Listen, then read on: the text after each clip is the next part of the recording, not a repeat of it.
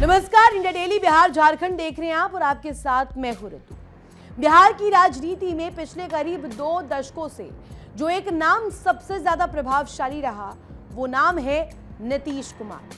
अब खुद नीतीश कुमार के एक सोशल मीडिया पोस्ट ने इस सवाल को जन्म दे दिया है कि क्या बिहार की राजनीति एक युग का अंत होने जा रहा है। बिहार में मुख्यमंत्री नीतीश कुमार ने लिखा है कि वे राज्यसभा का सदस्य बनना चाहते हैं और नई सरकार का पूरा सहयोग और मार्गदर्शन भी देंगे। यानी संकेत साफ है, अगर ऐसा होता है तो 20 साल से ज्यादा समय तक बिहार की राजनीति को दिशा देने वाले नेता मुख्यमंत्री के तौर पर कार्यरत रहे, जिनका अध्याय खत्म हो सकता है, वो है नीतीश कुमार। सवाल ये कि क्या नीतीश कुमार का राजनीतिक सफर अब कहीं ना कहीं सुस्त पड़ने वाला है।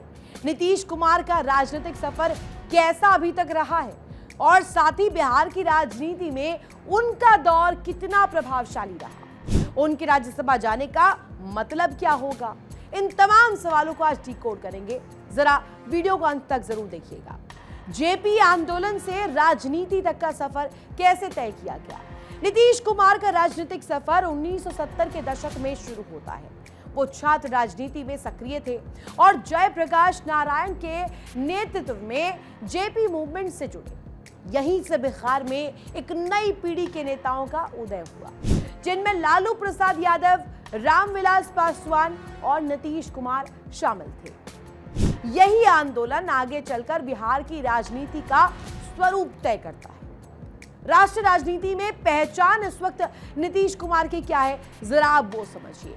नीतीश कुमार ने 1985 में पहली बार विधायक का चुनाव जीता, लेकिन उनकी असली पहचान राष्ट्रीय राजनीति में बनी जब वो केंद्र में मंत्री बने। वो अटल बिहारी वाजपेयी की सरकार में रेल मंत्री, कृषि मंत्री और सड़क परिवहन मंत्री रहे। रेल मंत्री रहते हुए उन्होंने कई सुधार किए और रेलवे की सुरक्षा पर खास जोर भी दिया। बिहार की सत्ता में कैसे एंट्री होती है, अब जरा वो समझा देते हैं आपको। 2005 में बिहार की राजनीति में बड़ा बदलाव आया।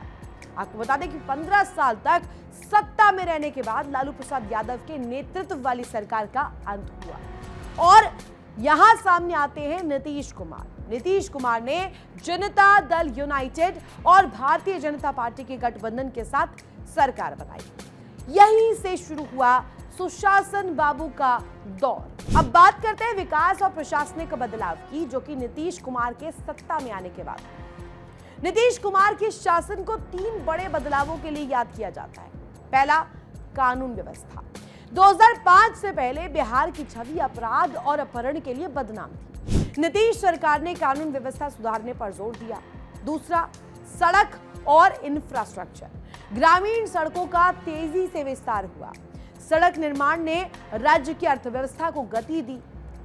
तीसरा अहम पॉइंटर यह होता है कि महिला सशक्तिकरण के लिए जो काम किए गए नीतीश सरकार के दौरान, वो कहीं ना कहीं बेहद अनूठे साबित हुए, जिसमें पंचायतों में महिलाओं को 50% आरक्षण देना, लड़कियों के लिए साइकिल योजना चलाना। इन योजनाओं ने बिहार की सामाजिक संरचना पर बड़ा असर डाला। लेकिन राजनीतिक यू टर्न को लेकर के एक चर्चा किस तरीके से की जा रही है, अब जरा वो समझिए। नीतीश कुमार की राजनीति का सबसे चर्चित पहलू रहा है बार बार गठबंधन बदलना। मुख्य मोड़ आता है 2013 में। उन्होंने नरेंद्र मोदी को प्रधानमंत्री उम्मीदवार बनाए जाने के विरोध में भारतीय जनता पार्टी से गठबंधन तोड़ दिया। 2015 की बात करते हैं, जब लालू प्रसाद यादव के साथ मिलकर महागठबंधन बनाया और चुनाव भी जीता। 2017 में फिर से अचानक महागठबंधन छोड़कर वापस बीजेपी के साथ सरकार बना ली। अब 2022 में आइए जरा, जहां फिर से बीजेपी से अलग होकर महागठबंधन में लौट आते हैं। इन फैसलों की वजह से उनकी छवि पर कई दफा सवाल खड़े। लंबा मुख्यमंत्री कार्यकाल होना भी सवालों के घेरे में रहा। नीतीश कुमार बिहार के सबसे लंबे समय तक मुख्यमंत्री रहने वाले नेताओं में से एक है। वो 2005 से लगातार अलग अलग चरणों में मुख्यमंत्री रहे। इस दौरान उन्होंने बिहार की राजनीति को जातीय समीकरण, विकास एजेंडा और गठबंधन की राजनीति के तहत चलाया। तीनों के संतुलन से इसे चलाया गया। अब राज्यसभा की जो बात सामने आ रही है वो समझिए। अब अगर नीतीश कुमार राज्यसभा जाते हैं तो ये बिहार की सक्रिय सत्ता राजनीति से उनके धीरे धीरे बाहर निकलने का संकेत है, उनके प्रभाव कम होने का संकेत है। जनता दल यूनाइटेड के भीतर नई पीढ़ी के नेतृत्व की भी चर्चा अब तेज हो गई। साथ ही बिहार की राजनीति में नए समीकरण बनने की संभावना भी बढ़ गई है। करीब 5 दशक की राजनीति और 2 दशक से ज्यादा समय तक बिहार की सत्ता में रहने के बाद अगर नीतीश कुमार सचमुच राज्यसभा जाते हैं तो इसे बिहार की राजनीति में एक युग के अंत के तौर पर देखा जाएगा। लेकिन यह भी उतना ही सच है कि बिहार की आज की राजनीतिक संरचना को समझना हो तो नीतीश कुमार की भूमिका को नजरअंदाज नहीं किया जा सकता। आपको यह वीडियो कैसी लगी और आपकी इस पर क्या राय? क्या ये नीतीश युग का अंत साबित होगा? अपनी राय कमेंट सेक्शन में जरूर बताइएगा और अगर वीडियो पसंद आई हो तो वीडियो को लाइक और वीडियो को शेयर करना ना भूलें और चैनल को सब्सक्राइब करिए ताकि इसी तरीके की जो वीडियोस हैं हम आपके लिए बिहार की राजनीति और वहां की सत्ता को लेकर के लेकर आए। धन्यवाद। देखिए इंडिया डेली 24/7 अब आपके स्मार्ट टीवी पर। इंडिया डेली मौजूद है सभी डिजिटल प्लेटफॉर्म पर लाइव और लगातार। इंडिया डेली 24/7 हर दिन राष्ट्र को समर्पित।